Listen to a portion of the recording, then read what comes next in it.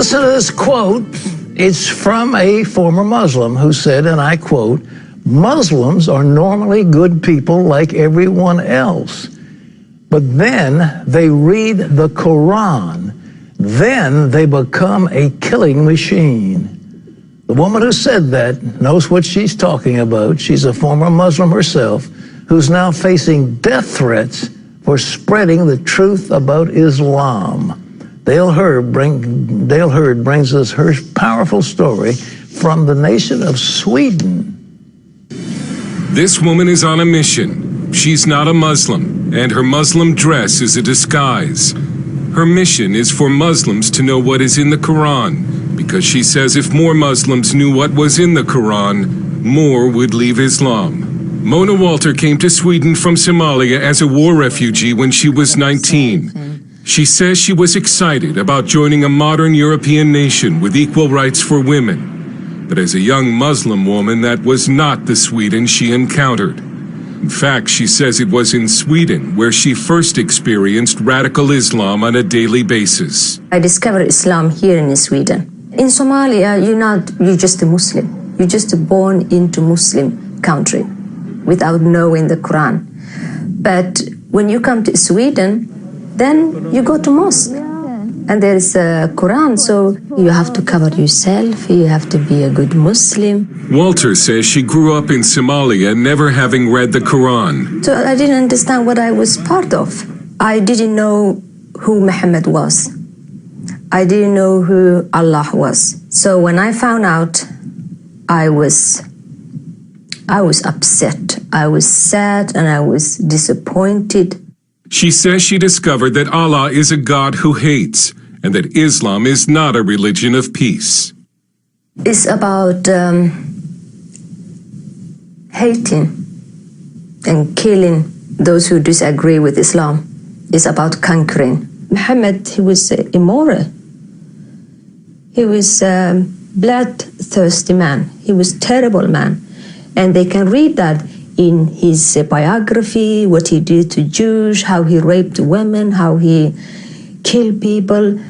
I mean, he killed everyone who didn't agree with him. Discouraged, she left Islam and became an atheist, until one day a family relative encouraged her to read the Bible.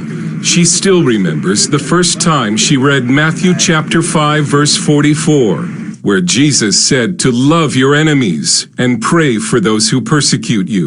It was very strange for me, love your enemy, because in Islam you have to kill your enemy. Kill your enemy and kill everyone who refuses Islam. But Jesus Christ, it was all about love and peace and forgiveness and tolerance. And for some reason I needed that.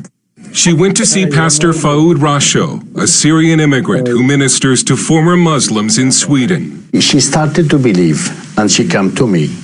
That was the beginning of her trusting. I was so happy. I was filled with joy. Then I accepted Jesus Christ. Mona says the Lord gave her a burden for Muslims who still do not know the truth about Islam, and she began to copy verses from the Quran and hand them out on the street to Muslim women. Sometimes they listen, sometimes they become very upset, and I just told that, you know, that your husband, he have a right to beat you if you don't obey him. And say, no, it does not say that. Yes, it says that. I thought that if I tell them about Muhammad and about Quran and this God of Islam who hates, who kills, who discriminates women, maybe they will have a choice and leave. But in politically correct Sweden, Mona Volter has come under attack for simply telling Muslims what is in the Quran. And I've been called Islamophobe, and yeah, you've been bought, you're a house nigger and stuff like that, terrible things. She has also been called a racist. Walter warns that Islamic radicalism is a serious threat in Sweden and says Swedish society should care more about women trapped in Islam. They will think like, oh, we're in Sweden, we have freedom of religion. But Muslim women don't have a freedom of religion. They live under the law of Allah, not under Swedish law. So they will suppose everyone have a freedom of religion. We don't have freedom of religion. It's not for Muslim women. It's for everyone else. She lives under death threats and sometimes travels with police protection. She wanted to show us Muslim areas around Gothenburg, but had to first dress as a Muslim. She believes if she were to show her face, she would be attacked. I never go to those areas just to be in me, just to be in flesh and blood, Mona. I never get out of there alive. I mean, Muslims are normally good people, like everyone else. But when they read Quran, then they become a killing machine. This so-called ISIS or Al-Shabaab or Boko Haram, they're not extremists, they're not fanatical, or they're just a good Muslim who follow the teachings of Islam. The Prophet Muhammad, he did that. They're doing just what he did. Walter now uses videos and speaking appearances to spread her message, and she says she won't stop, even though her life is in danger. Dale heard CBN News in Gothenburg, Sweden. You're amazing. You're an Islamophobe if you tell what's in the Quran. You're guilty of hate speech if you pass out quotes from the Quran.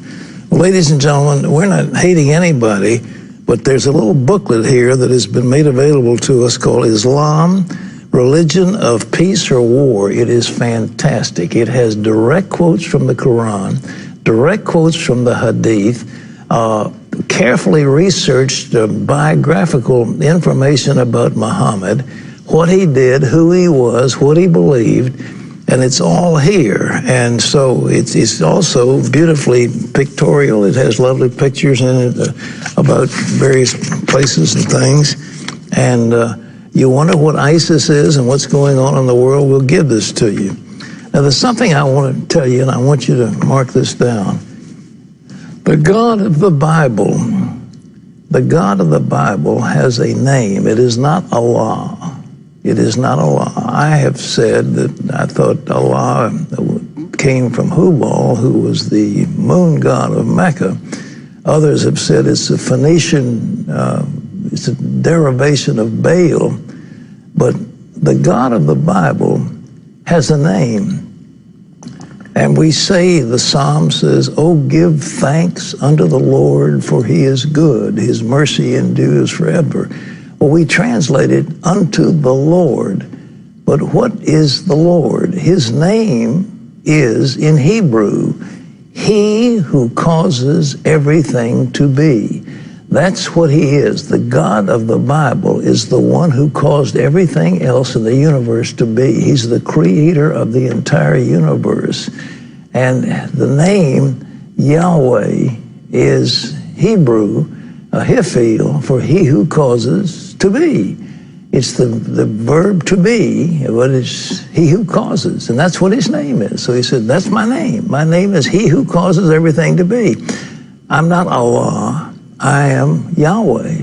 So there's a difference. And the God of the Bible is the one who Jesus Christ called the Father. And he said, here's what the Father tells you. Love your enemies. Do good to them that despitefully use you and persecute you. Pray for those. Pray for them. For then you'll be like your Father in heaven, who does good to the evil and to the just. So just keep in mind when we're talking about those things. But look, we'll give this to you if you want to call in or write in Islam. You need to know this. I mean, this thing is something else. A Princeton survey came out and said Islam is faster growing than Christianity. It's not true. Christianity is the fastest growing religion in the world. Still is. And Islam is not growing as fast as some of these proponents would like to say. Islam, religion of peace or war? What is it? Terry?